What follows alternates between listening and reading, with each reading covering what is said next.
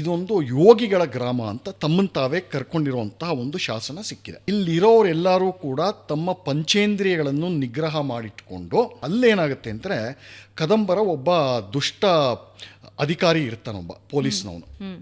ಅವನೊಂದ್ಸಲ ಬಂದು ದಾಳಿ ಮಾಡಿ ಅಲ್ಲಿರೋ ಗೋ ಸಂಪತ್ತನ್ನು ದೋಚ್ಕೊಂಡು ಹೋಗ್ತಾನೆ. ಇವರಿಗೆಲ್ಲ ಕೋಪ ಬಂದ್ಬಿಟ್ಟು ಅಲ್ಲೊಬ್ಬ ಪೊಲೀಸ್ ಕಮಿಷನರ್ ಇರ್ತಾನೆ, ಚೀಲದ ಲಾರ ಬೋಪದ ಲಾರ ಅಂತ. ಇವೆಲ್ಲ ಕಪ್ಪಟ ಕನ್ನಡದ ಹೆಸರು, ಅವನ ಪೂರ್ತಿ ಹೆಸರದು.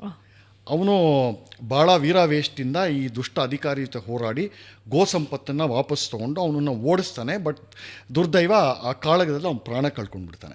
ಇವನು ಮಾಡಿರುವಂತಹ ಅವನೊಂದು ಕೆಚ್ಚೆದೆಗೆ ಹಳ್ಳಿಯವರೆಲ್ಲ ಸೇರ್ಕೊಂಡ್ಬಿಟ್ಟು, ಇಂಥ ವೀರ ನಮ್ಮ ಗೋ ಸಂಪತ್ತು ಕಾಪಾಡಿದ್ದಾನೆ, ಇವ್ನಿಗೇನಾರು ಮಾಡಬೇಕು ಅಂತ ಹೇಳಿ ಅವನದೊಂದು ಸ್ಟ್ಯಾಚ್ಯೂ ಅಲ್ಲಿ ನಿರ್ಮಾಣ ಮಾಡಿ, ಅವನು ಮುಂದೆ ಪರಿವಾರಕ್ಕೆ ತೊಂದರೆ ಆಗದೆ ಇರಲಿ ಅಂತ ಒಂದಷ್ಟು ಎಕರೆ ಅವನಿಗೆ ಭೂಮಿ ಮಾನ್ಯ ಮಾಡಿಕೊಟ್ಟು, ಶಾಸನ ಬರೆದು ಒಂದಷ್ಟು ದುಡ್ಡೆಲ್ಲ ಕೊಟ್ಬಿಟ್ಟು ಅವ್ನು ಜೋಪಾನ ಮಾಡ್ತಾರೆ, ಅವ್ನ ಕುಟುಂಬನ ಜೋಪಾನ ಮಾಡ್ತಾರೆ.